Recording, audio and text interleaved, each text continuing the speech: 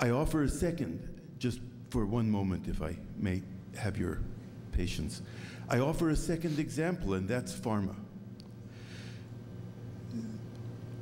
I am an oncologist, and I try to treat my patients with the best available agents based, exactly as you said, on evidence.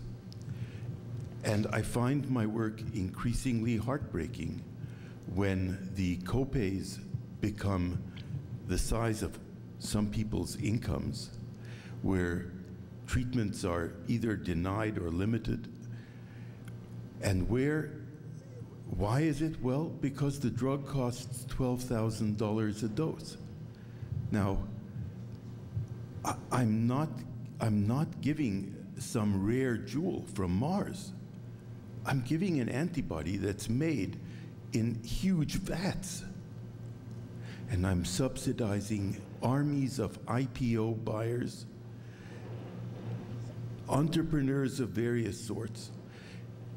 It's devastating. And when my little old patients on Social Security have to travel to Canada to get tamoxifen, the most commonly prescribed drug for breast cancer, because it's a fourth of the price here, I don't see how I can continue to practice.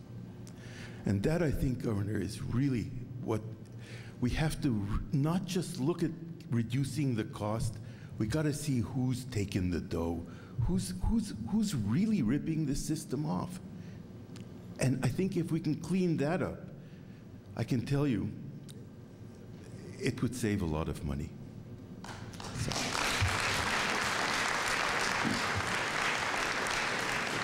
Let me take a lash at that. I'm not sure there's a question there. I think it was a very powerful and eloquent statement. Here's what I think the problem is. I think there's a difference between public dollars and private dollars. And let me just give you an example. This became clear to me because I've had a dual role as a legislator and a governor and as a doctor. So it's clear to me that how people expect me to spend dollars is very different from being a doctor to being a governor. So as a doctor, my responsibility is to the individual in front of me, to do whatever I think is necessary regardless of cost as long as some benefit accrues.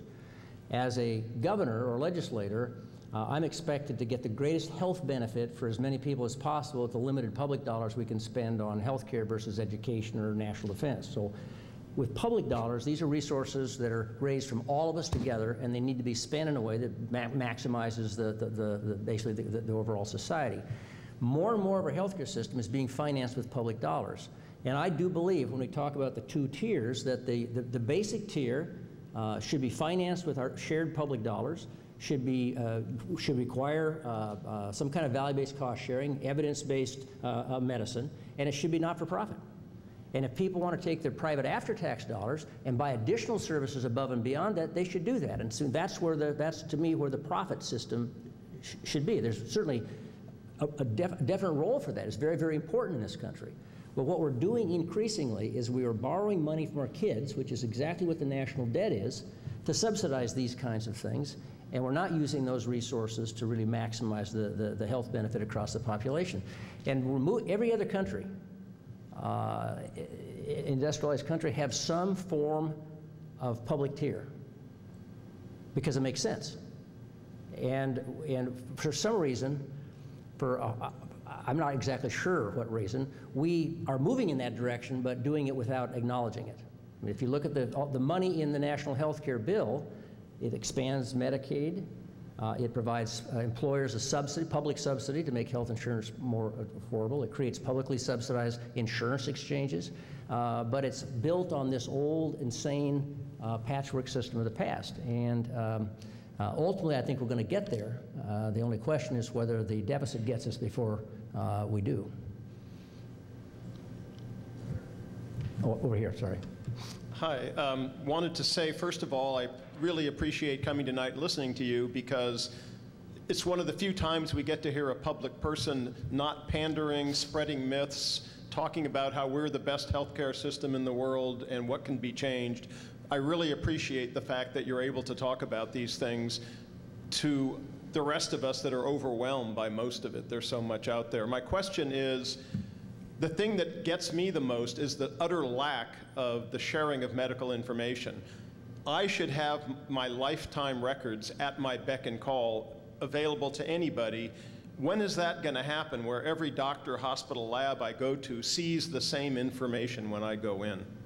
And wouldn't that fix an awful lot of problems? Yeah, you know, it would, actually. I've just, if you've been to 2 or 3 doctors or the hospital recently, you'll undoubtedly get that piece of paper that questions, really, were you really born in 1947? And is the fact that really didn't you have measles? You fill it out over and over and over and over again. That's old technology. I can take my credit card, go anywhere in the world, and make a withdrawal. And if I'm drawing money from Paris, they'll probably check and make sure it's really me. So it's old technology. It's the system that is sort of keeping us from moving there. And I think the way you have to break out of that is to create a big regional demonstration project that includes a good HIT system, the personal medical record, because I just don't think it's going to happen through the process in our nation's capital. There are a host of issues, privacy issues and other issues that have to be dealt with, but if you're doing it on a small scale, there's a project in Central Oregon, about 3 counties that have 240,000 people, where they're trying to redesign the whole healthcare system and add these implements to demonstrate how effective that will be. So that's HIT and access to the medical information. The sharing of information is a fundamental element of a more rational system. Yes, sir. I've known Tom since he moved to town. I was an ER doc for 20 years, and then I got leukemia. And at the time, I was mad at the insurance company for screwing up surgery on my little finger, so I was bare.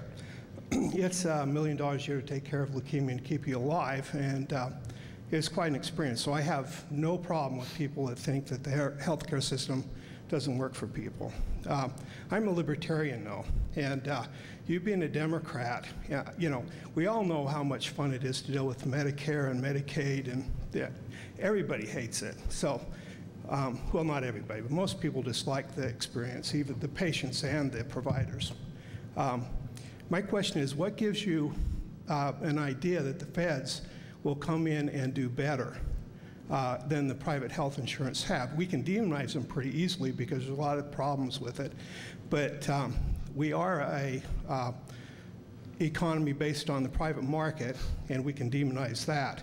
But it is true that it is the most effective organization that we've ever found for providing goods and services. It's not a value-driven thing. It needs to be controlled. But when you snuff it out, you snuff out the innovation, et cetera, et cetera. So yeah, just for example, most people think that it's a really good idea to cover pre-existing conditions with the new health care. Well, that just is basically welfare for people like me that were too obstinate to have insurance when we got caught out. It totally screws up the cost for everybody if everybody isn't insured, and you can just go pay a $2,000 fine when you get really sick and get the problem taken care of. So this is just a question for you. As a Democrat or whatever, what makes you think that when we move to a single-payer system, like the current legislation will move us eventually, you do agree with that, right? I would say we already have a single-payer system. Medicare is essentially a single-payer system. Okay. Well, when the rest of the people try to shift their coverage and the federal government will let them go into another private insurance market, we will all effectively be in a single-payer system. Whether it's like Massachusetts, they're about due for that thing will collapse and they'll all be on single payers.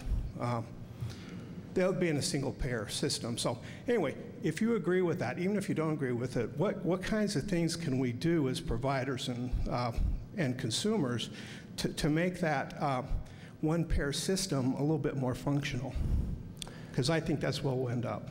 Well, I guess I don't think it's either or. I mean, I do think that here's the reality. At the end of the day, we're going to see people when they're really sick. I've never heard anyone suggest, and I don't think you are suggesting, that if somebody shows up in the ER and they don't have insurance, we should let them die on the ambulance ramp.